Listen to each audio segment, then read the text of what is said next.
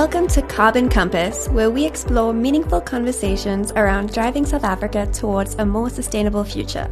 This podcast is brought to you by Brundtland, where we use our in-house expertise to break down complex climate and sustainability topics in a way that is accessible and actionable. Brundtland is a purpose-built consultancy committed to empowering people to create a sustainable planet. We help key stakeholders navigate the complexities of a carbon-constrained world, while balancing the needs of today with the ability of future generations to meet their needs in a responsible and equitable manner. Having successfully issued and commercialized over 7.5 million carbon credits across various sectors and technologies, Brundtland has established itself as a leading carbon revenue generation partner in Southern Africa. I'm Emma Reinecke, a sustainability consultant at Brundtland, and I'll be your host for today's episode.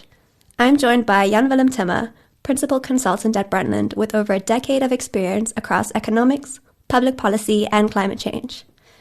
Jan Willem holds degrees in economics, law, and finance from Maastricht University, Harvard Law School, and the University of Oxford. Jan Willem has a deep understanding of global climate regulation, and he's an ideal candidate for discussing South Africa's recently released draft carbon budget regulations, as he directly assisted the Department of Forestry, Fishery, and Environment, or DFFE, in drafting them. Welcome to the podcast, Jan Willem. Thanks, Emma. Before we dive in, Jan Willem, I have an icebreaker for you. If you had a carbon budget, what would you spend it on? That depends on how big it is. Generally, they say that bigger is better, but in this case, I think we're actually trying to reduce it over time. So, yeah. Right, so a moderate response to the carbon budget. Yes. Okay, let's start with the basics. What exactly is a carbon budget? A carbon budget is like a normal budget, financial budget. It gives you a maximum amount of spending, sort of, but then not in terms of money, but in terms of greenhouse gas emissions that you're allowed to do in a certain time period, so per year mostly, by entities, companies, or even on the national level, you could impose a carbon budget. And I assume the purpose of a carbon budget is to reduce overall greenhouse gas emissions. How does that work? Yes, that's correct. So when you've set the budget that you're allowed to emit, then it's normal that you would reduce it over time, right? So that's the idea. You start at a certain point, and then you reduce it by a certain percent every year, so that in the end you reach your climate goals. And why are the carbon budget regulations being introduced now? Well, that has to do with South Africa's climate policy. The government here has a couple of climate policies. They have the carbon tax, for example. But they also have recently implemented the Climate Change Act. And it's important to note that the Act mandates the imposition of these carbon budgets. The important sections for this, they have been deferred for now. So section 26, 27. But in the end, the Act has been enacted. And these sections will at some point also be enacted with it. And thus the regulations that are now in draft format, they will be in force. Okay, let's talk a little bit more about the scope of these regulations. I understand that the carbon budgets apply to Scope 1 emissions.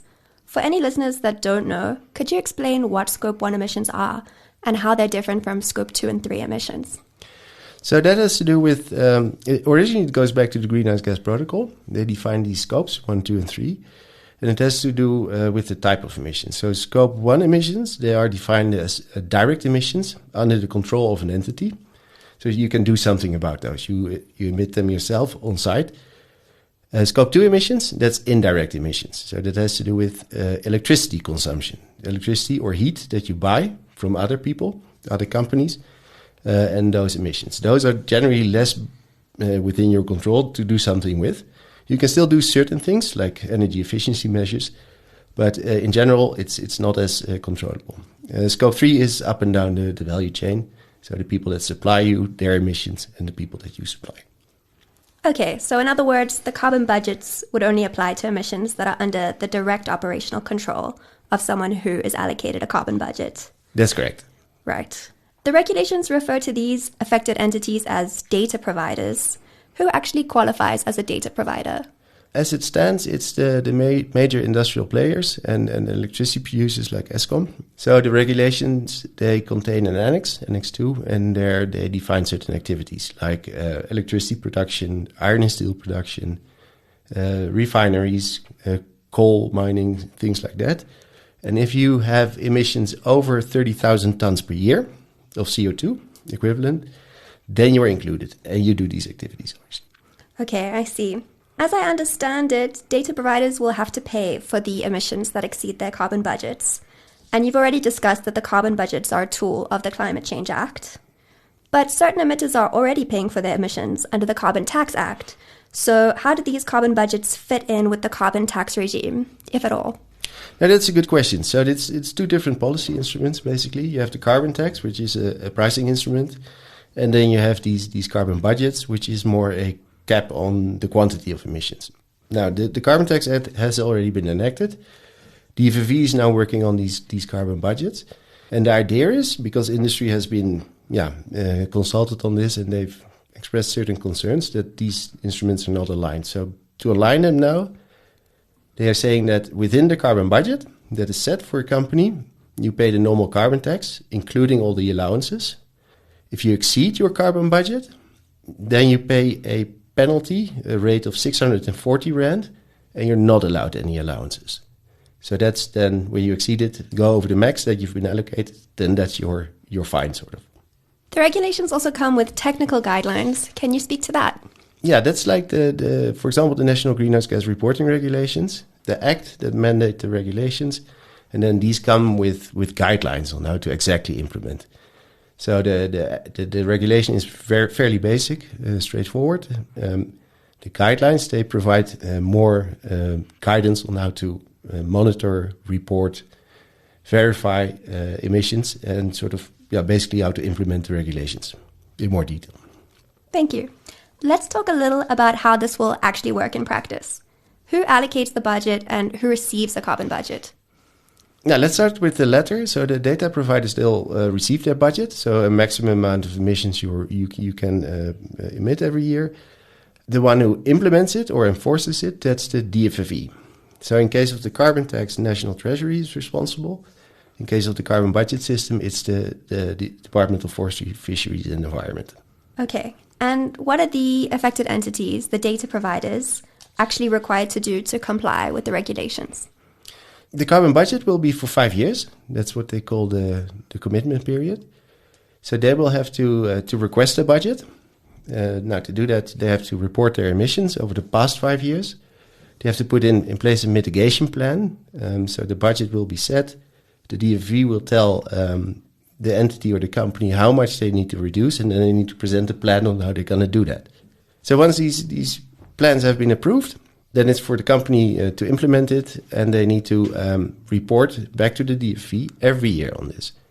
It's important to note that these emissions and these plans also need to be verified independently. And that's not every year, but the idea is that at least at the start of the commitment period, you do an independent verification, at the end, and at some point in between. So the data providers are not necessarily mandated to stay within their carbon budgets, but they must report transparently on their emissions. What happens if they exceed the budgets? Then that 640 Rand kicks in. So for every ton over their budget, they pay 640 Rand. And that's quite a bit because there's no allowances allowed. And these can get quite high, these allowances. So it's not uncommon for a company to have 70 or 80% being deducted from their emissions, on top of which the headline rate is imposed. So 640 Rand, that's quite substantial. Okay. And I understand that the carbon budgets have been introduced in phases. Can you talk a little bit about the phases and where we are right now? Yeah, so it already goes back quite a while. In the period 2016 to 2020, there was what they call the voluntary phase. So in this period, companies could actually voluntarily participate in the system, report their emissions, present their mitigation plan. And in this way, as an incentive to do this, they would get a 5% of discount on their carbon tax, allowance on their carbon tax. So that was quite a lot. And this also incentivized quite a few companies to voluntarily participate. This allowed the DFV to get information about these companies in emissions, the way they can mitigate, so their mitigation potential, their opportunities, which is normally not information that the government has. And so it was a sort of a win-win for both sides. Then from 2021 to 2025, the voluntary phase was extended. During this period, which we're in now, the DFV basically designed and is busy still designing the mandatory phase, which is supposed to kick in 2026. So then it's not optional anymore. Then companies will actually have to abide by their budgets. So at the time of recording, these regulations are still in draft form and they're open for public comment. Does the 2026 commencement date for the next phase mean that we can expect these regulations to be published and finalized by the end of this year? Yeah, that's a tricky question. As you say, they've just been gazetted, so open for public comment. Companies will now have a month to comment on this. The comments still need to be addressed. Then these budgets still need to be allocated. So it's in my opinion, it's very unlikely that the system will be effective or in place by 2026. And it's more likely that we'll commence with the mandatory phase in, say, starting 2027. And as I understand it, the DFFE has 3 methodologies for allocating carbon budgets. What are they and how are they applied? Yeah, so when you put the regulation in place, you obviously also need a methodology to determine these budgets. Now, there are 3 ways. The first one, the most preferred one, is the product-based benchmarking approach. There you calculate an emission intensity and then put a certain production volume on top of that, then you have your budget. The second approach is what they call the mitigation potential analysis. And there they look more in depth at the mitigation opportunities that companies have. So some companies have opportunities which mitigate a lot of GHGs and are fairly cheap. Other companies have options that are very expensive and only mitigate a bit. So there's a balance there. And then the third approach, which is the least preferred, but you also need the least amount of information to determine it, is the fixed target approach. And there you just take the historical emissions of a company and you reduce that by a certain percentage, say 3% or 5%, or by the NDC trajectory. And then you set the budget for the coming 5 years in that way. Okay. So that preferred method, the product-based benchmarking, favors an approach which relies on emissions intensity. Can you talk a little bit about what that means and what the benefits are of that approach? Yeah, so if you calculate a product-based benchmark, you basically look at the emissions associated with producing a certain product, say cement or iron and steel or a megawatt hour of electricity. And you see the emissions associated with that. You divide those two and then you get the amount of emissions in tons per CO2e per ton of product. Right. If you then put that on top of your forecast production for the coming 5 years, then you get an overall total budget. And that's how they want to do it here. And the benefit of that is it's not dependent on your production level. So even if you produce a bit more than expected, you will get a slightly higher budget because it's based on the intensity per product, per ton of product. If you, for example, take the fixed target, then that is it, right? It's X amount that you're allowed to emit, say 100. If you produce 50% more in the next 5 years, you're not allowed to emit more than the 100. So you probably close down, say, September or something like that of the year. Wow. Okay. And how is that emissions intensity benchmark determined for an activity? Now, as I said, it's on a product basis, and you basically determine the amount of emissions to produce that product, and you divide it by the production volume.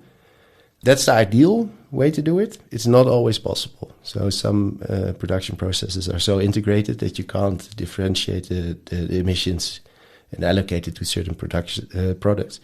So in that case, you would use a fallback. But that's rare. In most cases, we found that product-based benchmarking is very well possible. And this is also the international experience. If you look at the EU ETS, for example, or the California cap and trade, it's mostly product-based. Okay. I understand that you worked quite closely with stakeholders. What were some of their biggest concerns? Yeah, we actually, as part of working with the DFFE, we consulted with most of the sectors in the country, most of the affected sectors, of course, that would be covered by the system. Yeah, there's a variety of concerns, obviously. If you look at South Africa and the economy in general, it's not going that great at the moment. And this would add a constraint on top, right? So you would have to start working on reducing your emissions, spending on mitigation measures, or you would have to pay the penalty. So that's a big concern, that's not possible, that they can't pass it on to their consumers, their customers. Other things are, it's an additional piece of regulation, right? So in addition to all the things that they're already dealing with, they now have to comply with these carbon budget regulations. And there's still quite a bit of uncertainty there, right? The draft regulations have now been gazetted, but there's still uncertainty on how it's going to be implemented exactly. And even if they don't manage to implement it early next year, early 2027 is also not that far ahead. And how are the regulations addressing some of these concerns? So DFV is actively, in many ways, consulting with these stakeholders, and stakeholders are allowed to voice their concerns. But it's important to note in setting these carbon budgets, it's not only the benchmark times production, as we just explained, but DFV has to take into account a couple of other things, like socioeconomic circumstances or influences, impacts. You have to look at best available technologies and things like that.